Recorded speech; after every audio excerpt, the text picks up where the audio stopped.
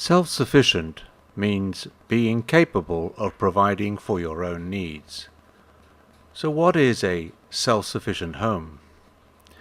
A self-sufficient home, like an off-grid home, does not rely on public services and utilities. They provide their own water, power, and enable the occupants to grow their own food. A self-sufficient home makes its own power, water, and food. This is a typical Thai-built house. It has a dark concrete roof, big windows, and very little protection from the sun.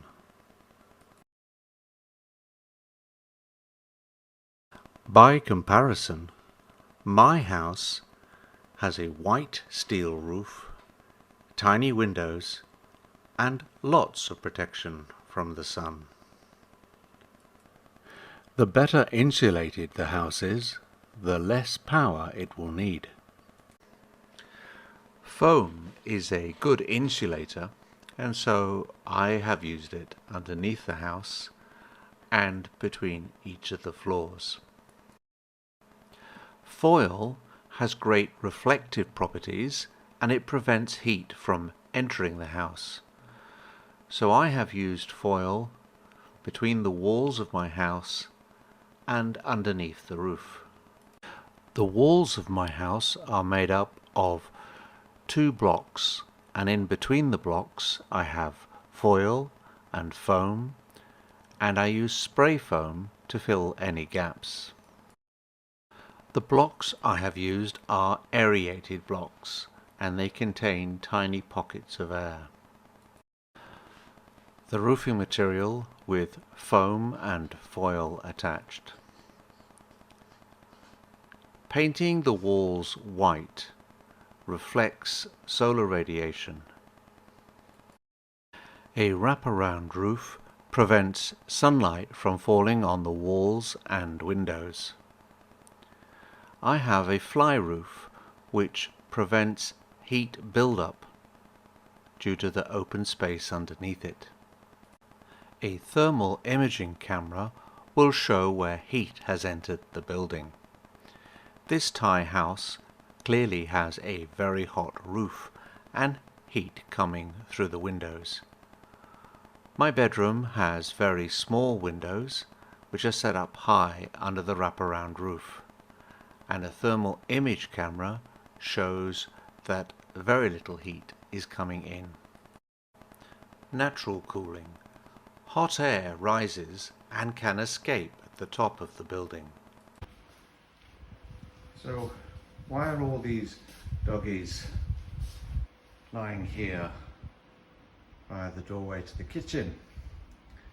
Maybe because there's a nice cool breeze. Let's just have a look.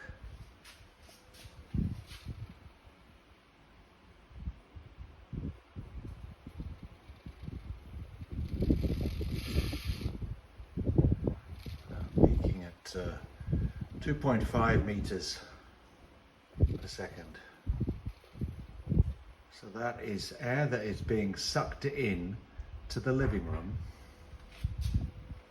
and being drawn up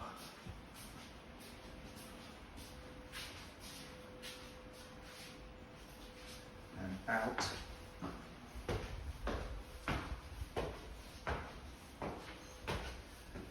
up into the second floor and then out the top of the building. So this is effectively a chimney effect, and it's called stack effect ventilation. The house provides enough power to run itself and also to charge my electric car and my electric motorbike. Because the house is so efficient with so much insulation, it is possible to run the house completely from the 20 kilowatts of solar panels that I have installed on the roof.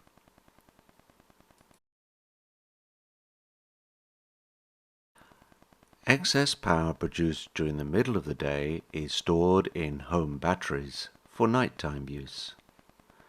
The end result is that no power is drawn from the grid. Water security means making sure that you never run out of water. I'm not on city water, so I have to make my own. This photograph was taken in 2019 at the reservoir near my home. This big water bottling factory near my home draws water from wells which are 400 meters deep.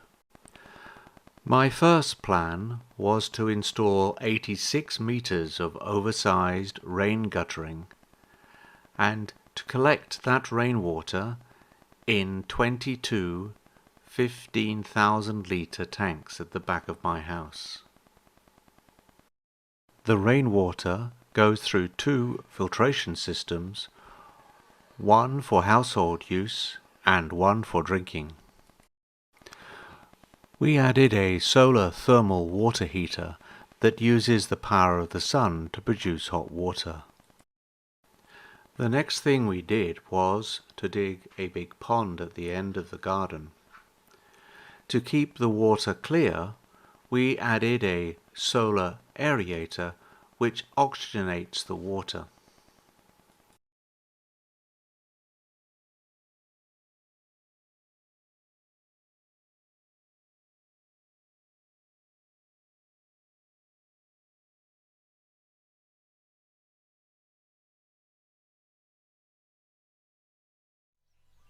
I'm currently standing in a rice field near my home in North East Thailand. And rice is a monocrop or monoculture. It's the only thing that's grown here. And you can see from this field, it's obviously very dry. There's been no rain here for the last 7 months. But I just want to look at the soil.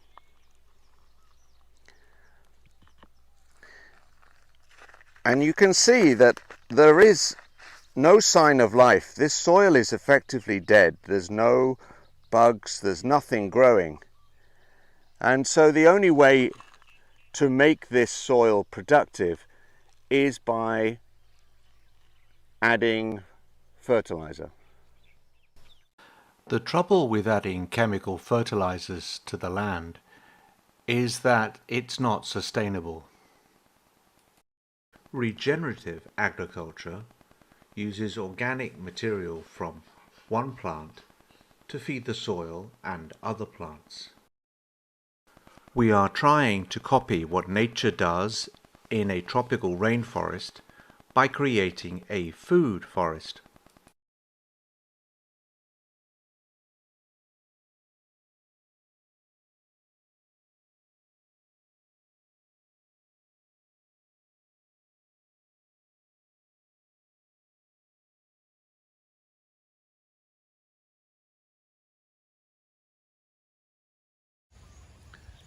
So welcome to North East Thailand, and where I am based we have a rainy season that lasts somewhere between 3 and 6 months per year. So that means that potentially you've got 9 months without any rain, and if you want to grow stuff here you need to provide water. So one of the ways I do that is using a solar powered drip irrigation system. So this is something that we've added about a year ago. So we bought a strip of land to join the main piece of land that we built the house on to another piece of land on which we wanted to put the pond. So we had to buy a strip of land, and it's about 8 meters wide. And so we decided to try and use the space by building some framework. And what have we got growing here? That one is cucumber. That is one they're climbing up there, making a shade. Okay, so this is the start of the season for that. And what's this one? It's a dragon fruit. Dragon fruit? Yeah. Okay. So I think we'll just do with this side and then we'll come back. More cucumber. That one is mangkut. It's a fruit tree, so. Okay. Mangkut, yeah. Great. And you can see that at the end of the rainy season, we did a lot of clearing out. Yeah. So we cut everything back, and then we're able to start adding some fresh compost and potting mix to the plants to give them a good start. That one is a long bean. Long bean. Yeah, long bean. And this one is passion fruit. Yeah. So this passion fruit, what's the story with this? Didn't we just find it growing naturally in the garden? Yeah, well, that one we bought. Oh, that one we bought. From Top. Okay. They're very small size. So it came in a little pot. Yeah, yeah. And how old is it now? 2 years, something like that. Something like that. Yeah. And we can see we actually have some passion fruit there, but it's towards the end of the season now, isn't it? Okay. Oh, some more on this side, yeah. Yeah. So these are excellent. What we tend to do with those, because we end up with a lot of them, is we put them into ice trays in the freezer, and then we can put them into smoothies.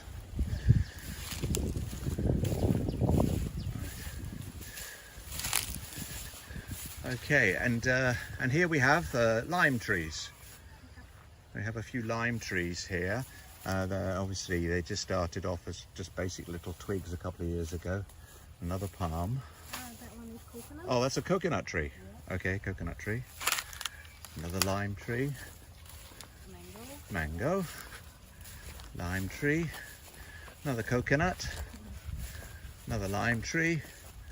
And a teak tree. Mahogany. Oh, it's mahogany. Yeah, that's right.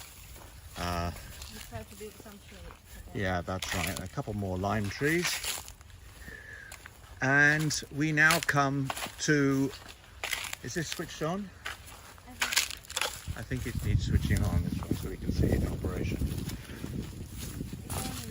It's on already, is it? Okay, so this was the original system that we had. And this is a much smaller solar system. There's 2 panels, 350 watt pump compared to the 750 watt pump we had on the other one, and it only goes down to 30 meters. Just a bit worried about the water situation because we had a big drought in the second year we were here, and the government water basically gave up. So we've worked really hard to try and supplement the soil, and it's we do that by amendments. We don't put any chemicals or anything. It's all organic. So you see, we do a chop and drop. So we cut down some grass, etc., and put that around the plants. We use cow manure.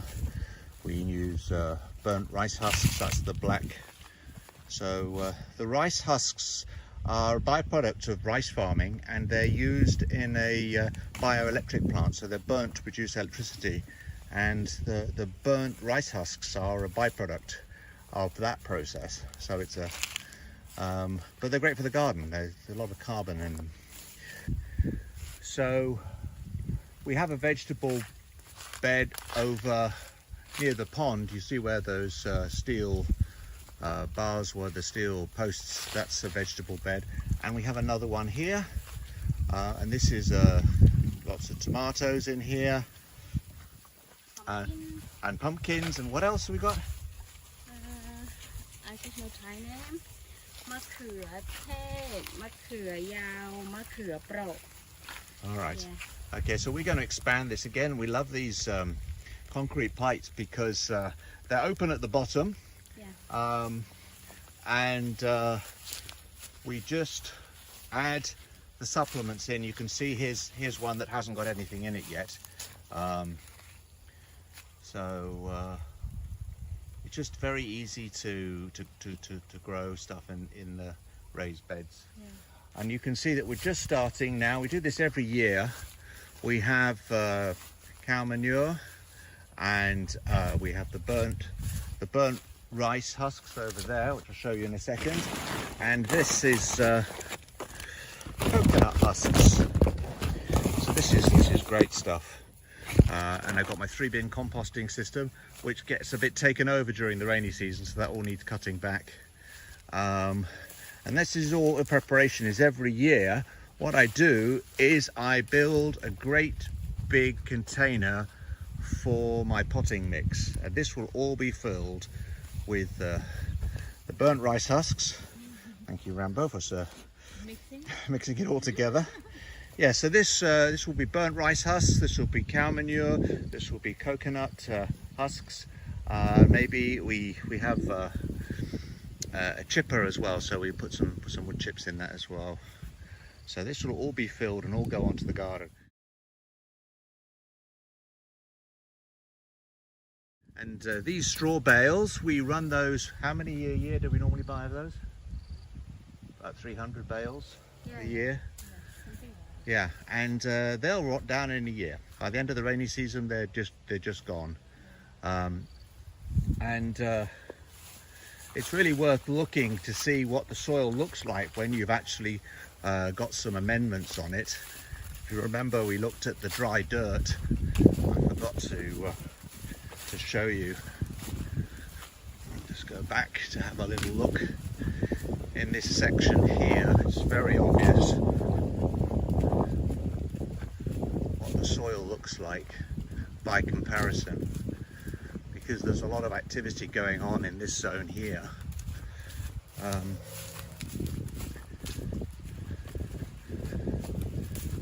So the Thais would call this din dam, black soil, and